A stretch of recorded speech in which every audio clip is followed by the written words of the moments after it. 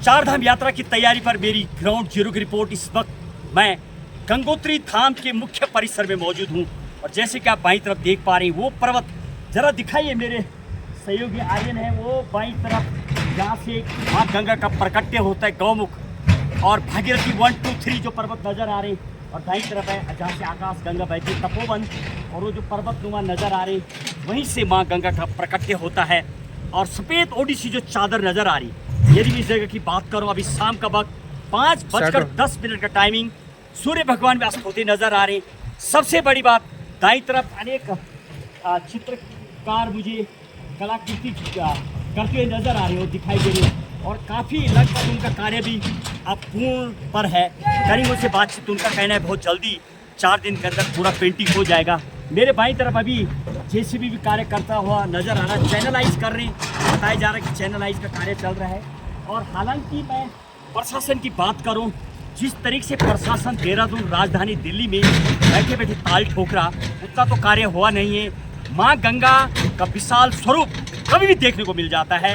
जब ग्लेशियर तेजी से पिघलने चालू हो जाएंगे तो निश्चित ही जो 19 अप्रैल को जो माँ गंगा के कपाट खुलने हैं, और उस दिन के लिए निश्चित ही माँ गंगा यहाँ तक पहुँच जाती है। जैसे कि पूर्व में भी नज़र आया था, जितनी तेज़ी से जैसे जैसे गर्मी बढ़ेगी, धूप पड़ेगी, ग्लेशियर तेज़ी से पिघलेंगे तो माँ गंगा का विशाल स्वरूप देखने को मिलेगा, और निश्चित ही माँ गंगा यहाँ पहुँच जाती है। हालांकि प्रशासन ने भी काम तो पूरा नहीं किया है, लेकिन प्रशासन का कहना है काफ़ी हद तक हो जाएगा। देखना यह है क्या बहरहाल वास्तविक ही उस दिन के लिए ये कार्य हो पाएगा।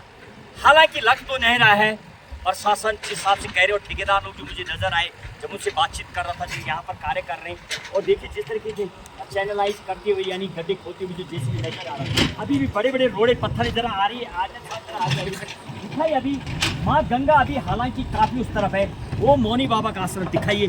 मेरे बाईं तरफ वो जिसके लिए कि धामों की यदि बात करूँ, धामों में एक तरफ हरियाली होती है, हरे पेड़ पौधे अनेक रूप के, और बर्फबारी भी अभी चट्टानों के ऊपर पड़ी हुई नजर आ रही है। ये सामने माँ मुश्किल से 100 मीटर की दूरी पर गंगोत्री धाम का जो मुख्य परिसर है ये भी दिखाई जाएगी। बाईं तरफ गंगोत्री यानी गौमुख को जाने वाला मार्ग, वो गौमुख धाम का पठार जो सामने की तरफ है। हालांकि पिछले साल की बात करूं तो इन चट्टानों के ऊपर बर्फबारी थी साल, बाईं तरफ मेरी चट्टान के ऊपर बर्फबारी तो नहीं है, लेकिन सामने की तरफ वो सफ़ेद ओडिसी जो चादर है जहाँ से माँ गंगा का प्रकट होता है, वहाँ निश्चित ही इस साल बर्फबारी है। इसका मतलब माँ गंगा का विशाल स्वरूप निश्चित देखने को मिलेगा, क्योंकि गौमुख धाम में जहाँ से ग्लेशियर पिघल के माँ गंगा प्रकट्य होती है, वहाँ पर लगभग 60 से 80 फीट की बर्फबारी हुई है। तो माँ गंगा का निश्चित ही विशाल स्वरूप देखने को मिलेगा। हालांकि अभी माँ गंगा बहुत सूक्ष्म स्वरूप, जरा दिखाइए माँ गंगा का स्वरूप,